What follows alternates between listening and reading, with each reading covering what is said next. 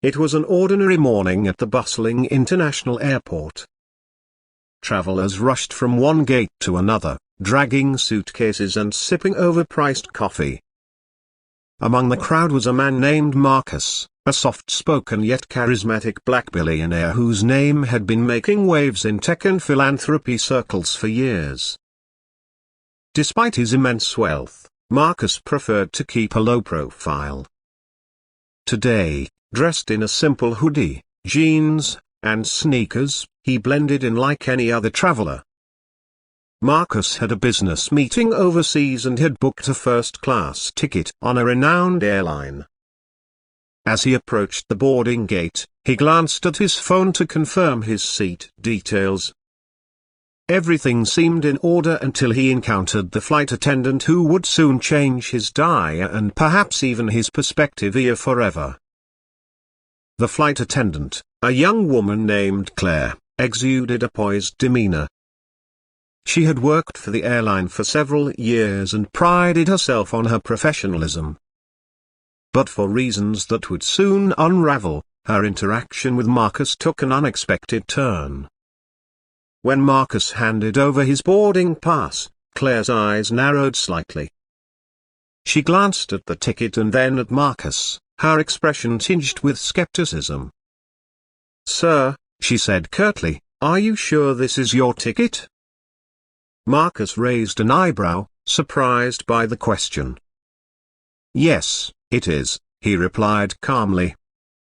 "Is there a problem?"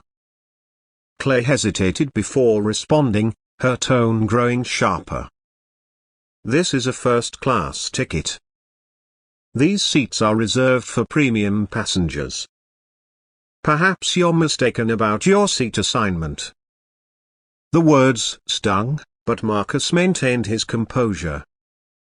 "I'm not mistaken," he said, keeping his voice steady. "I'd appreciate it if you could check the system again." Instead of doing so, Claire crossed her arms and sighed. "Sir, I'm going to have to ask you to step aside while we handle boarding. If there's been a mix-up, we'll sort it out later."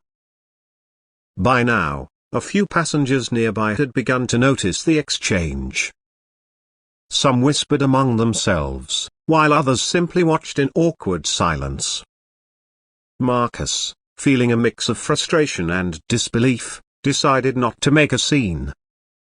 He stepped aside as Claire had requested, though the indignity of the moment gnawed at him. Minutes passed, and boarding continued.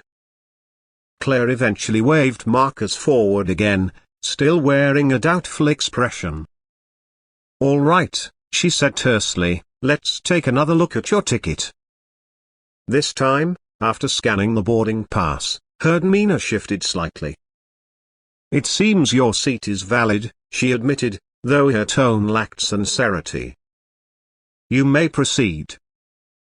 Marcus nodded and walked onto the plane, finding his seat in the luxurious first-class cabin. He settled in, hoping to put the uncomfortable encounter behind him.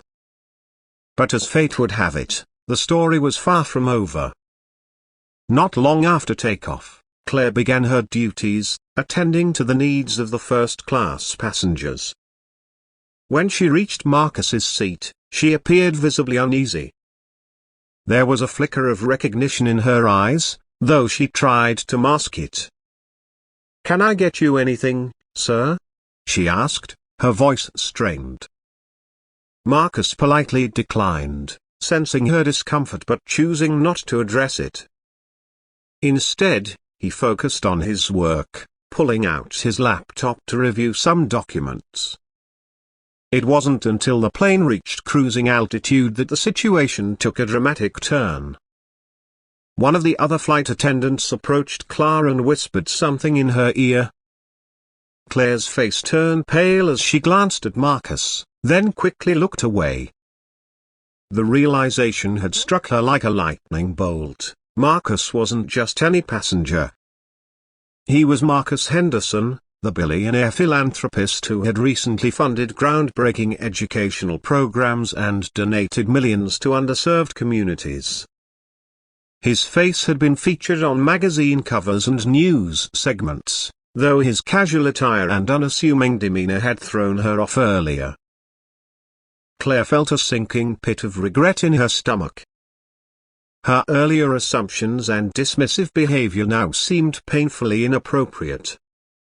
She debated whether to apologize, unsure if it would even make a difference. As the flight continued, Marcus remained gracious and composed, interacting politely with other flight attendants and passengers. But Claire couldn't shake her guilt. Eventually, she gathered her courage and approached him. "Mr. Henderson," she began hesitantly, her voice trembling slightly. "I just wanted to say a broken bar I'm sorry for earlier.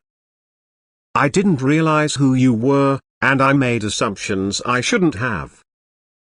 Marcus looked up from his laptop, his expression calm but unreadable. "You didn't recognize me, and that's fine," he replied evenly. "But what you did was judge me based on how I look. That's not about recognizing me, it's about respect, something everyone deserves regardless of who they are." His words were firm but not angry, and they struck a chord deep within Claire. She nodded, fighting back tears. "You're right," she admitted. "There's no excuse for how I treated you. I'm truly sorry." Marcus nodded, his gaze softening. "Apology accepted. Just remember, people are more than what they seem. It's a lesson worth learning." The rest of the flight passed without incident, but the experience stayed with Claire long after the plane landed. She couldn't shake the profound impact of Marcus's words, nor the realization of how her biases had clouded her judgment. As for Marcus, the incident was a reminder of the challenges he still faced despite his success. But it also reaffirmed his commitment to fostering understanding and empathy, one conversation at a time.